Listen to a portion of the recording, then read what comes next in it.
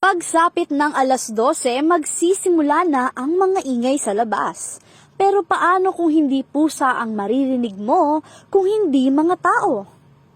Puro meow ang maririnig sa viral TikTok video na pinost ni Ashley J, kung saan ginagaya nila ang mga pusa na nag-aaway tuwing hating gabi. Hindi lang basta-basta gaya dahil in character sila sa pag-arte. Makikita sa video kung paano nila gayahin ang tunog ng pusa na parang nag-aaway talaga. Pati ang kilos at reaction ng mga pusa ay kopyang-kopya nila.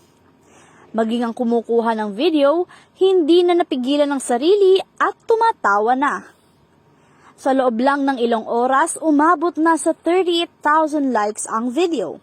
May 175,000 views at inulan ng mahigit 500 comments mula sa mga naaaliw na netizen. Isang netizen pa nga ang nag-comment na dapat nasa bubong daw sila para kumpleto ang senaryo.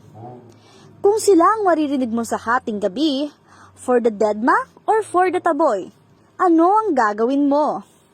At yan ang mga balitang maghahatid ng happiness ngayong gabi. Kung nais nyo mag-share ng inyong sariling good vibe moments, i-message lang kami sa aming official account ni EuroTV News. Ako si Aika Yubal, maghahatid ng saya at kwento sa bawat Pilipino.